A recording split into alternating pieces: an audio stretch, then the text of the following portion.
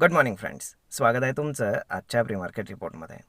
तर मग चला सुरुवात करूयात आजच्या प्री मार्केट रिपोर्टला आणि जाणून घेऊयात की आज आपल्या स्टॉक मार्केटमध्ये काय होऊ शकतं ते. त्याआधी तुम्ही जर चॅनलवर नवीन असाल तर चॅनलला सबस्क्राईब करायला बिलकुल विसरू नका. तर मग चला सुरुवात करूयात आजच्या व्हिडिओला. मित्रांनो, आपण जर काल रात्री US मार्केट पाहिलं आणि गिफ्ट निफ्टी पाहिलं तर आपल्याला बरंच काही घडून गेलं हे दिसेल. काल जेव्हा आपलं मार्केट बंद झालं त्यानंतर गिफ्ट निफ्टी ऑलमोस्ट 200 पॉईंटच्या आसपास गॅप डाऊन झालं होतं, म्हणजेच डाऊन झालं होतं. त्यानंतर जेव्हा US मार्केट सुरू झालं तेव्हा US मार्केट पुन्हा रिकवर व्हायला सुरुवात झाली आणि त्यानंतर गिफ्ट निफ्टीसुद्धा रिकवर व्हायला सुरुवात झाली. तर बेसिकली असं घडण्यामागचं कारण काय ते जाणून घेऊयात. तर असं घडण्यामागचं कारण म्हणजे एकतर कालचा पूर्ण दिवस जेव्हा मार्केट गॅपअप झालं होतं आपल्याकडे, तेव्हा ते गॅपअप सस्टेन होऊ शकलं नाही आणि मार्केट सेलिंगसाठी निघून गेलं. कारण अशी न्यूज आली होती की इराणनं US समोर अशी कंडिशन ठेवली आहे की जे इराणचं एनरिच युरेनियम आहे तर ते इराणमध्येच राहील असं मुस्तफा खमेनी यांनी सांगितलं, अशी न्यूज होती. त्यामुळे साहजिकच आहे, जर इराण जर युरेनियम द्यायला तयार नसेल तर अमेरिका एनी हाऊ त्यांच्यावरती हल्ला करू शकतं आणि साहजिकच आहे की त्यांना काहीतरी रिझन पाहिजे आणि ते हे रिझन असू शकतं. त्यामुळे मार्केटमध्ये आपल्याला पॅनिक सेलिंग पाहायला मिळालं.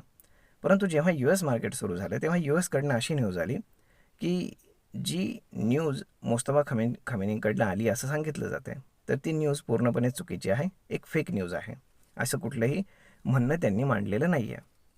आणि त्यामुळे गिफ्ट निफ्टी जेवढं डाऊन झालं होतं तेवढं पुन्हा ते पूर्णपणे रिकवर झाले. आणि USनं पुन्हा असंही सांगितलं की इराणसोबत एकदम सिरियस निगोसिएशन्स चालू आहेत आणि अगदी शेवटच्या टप्प्यात आहेत. त्यामुळे आता खूप अशी एक आपण काय म्हणू शकतो की हायली एक अपेक्षा आहे सगळ्या जगाची की आजचा दिवस संपल्यानंतर शनिवार रविवारमध्ये काही ना काहीतरी डील निघू शकते. म्हणजे दोन गोष्टी होऊ शकतात, एकतर डील होईल आणि युद्ध थांबेल, नाही तर युद्ध सुरू होऊ शकतं. त्यामुळे सोमवारी एक आयदर मोठा गॅपअप किंवा मोठा गॅप डाऊन आपण पाहू शकतो मार्केटमध्ये. त्या हिशोबानेच आजचा दिवस राहील आणि आज त्या हिशोबानेच पोझिशन्स जे आहेत तर ते क्रिएट होण्याचा प्रयत्न केला जाईल. आणि ज्यांना इनसाईड इन्फॉर्मेशन असेल ट्रम्पकडनं तर ते लोक साहजिकच आहे की ते अगदी योग्य डिसिजन घेतील, यात काही दुमत नाही. कारण अमेरिकेमधनंच एक रिपोर्ट आलेला आहे की जेव्हापासून हे युद्ध सुरू झालं तेव्हापासून सगळ्यात जास्त पैसे स्टॉक मार्केटमधून कुणी कमवले असतील अमेरिकेच्या, तर ते आहेत डोनाल्ड ट्रम्प आणि त्यांचे फॅमिली मेंबर्स. त्यामुळे साहजिकच आहे की हे पूर्णपणे मॅनिप्युलेशन आहे हे सगळ्यांना समजतं. परंतु तिथलं रेग्युलेटर साधी ॲक्शनसुद्धा घेऊ शकत नाही. त्यामुळे आपण ह्यांना डेमोक्रेसी म्हणू शकतो का, आपणच विचार केला पाहिजे. कारण हेच जर समजा आपल्याकडे घडलं असतं तर आपल्याकडे पंतप्रधानांना खुर्चीवरनं खालीसुद्धा उतरावं लागलं असतं एवढ्या गोष्टीसाठी. परंतु तिथे याबद्दल साधा कोणी आवाजसुद्धा उठवत नाही.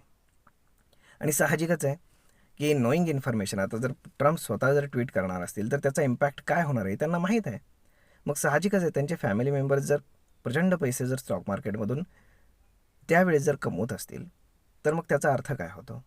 म्हणजे सर्वसामान्य लोकांनी पैसे कमवायचे आणि त्यांनी कमवायचे, एवढंच त्याच्या मागचा उद्देश आहे का. आणि मग स्टॉक मार्केट चालवायचं तरी कशासाठी, बरोबर ना. तर आता हे जाऊ द्या. परंतु आज जर आपण पाहिलं तर सगळ्यात पहिली गोष्ट म्हणजे ऑइल जे आहे तर ते ऑलमोस्ट $100 खाली आलेलं आहे या न्यूजमुळे की एकदम सिरियस निगोशिएशन्स चालू आहेत आणि इराणनं अशी कुठलीही कंडिशन ठेवलेली नाही. त्यामुळे युरोपियन आणि एशियन मार्केट्स मोस्टली ग्रीनमध्ये आहेत.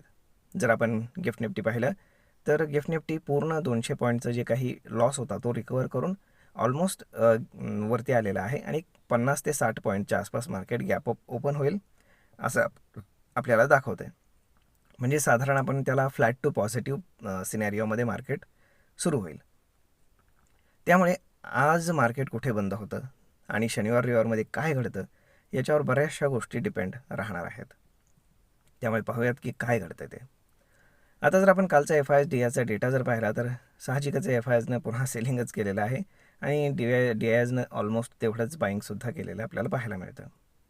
त्यामुळे फार जास्त तर काही नाही आहे, परंतु मार्केट जो काही 23,300च्या आसपास जो सपोर्ट बनवलेला आहे मार्केटनं, तर तो मार्केट तोपर्यंत क्लोजिंग बेसिसवरती ब्रेक करणार नाही जोपर्यंत युद्ध पुन्हा सुरू होत नाही तोपर्यंत. म्हणजेच साधारण या शनिवार रविवारमध्ये. म्हणजे मार्केटमध्ये एक मोठी रेंज आहे. डाऊन साईडला 23,300, अप साईडला 23,800. जर डील झाली आणि जर युद्ध थांबलं तर 23,800च्या वरतीच मार्केट गॅपअप ओपन करेल. आणि जर डील झाली नाही आणि जर युद्ध सुरू झालं तर मार्केट 23,300च्या खालीच गॅप डाऊन ओपन करेल.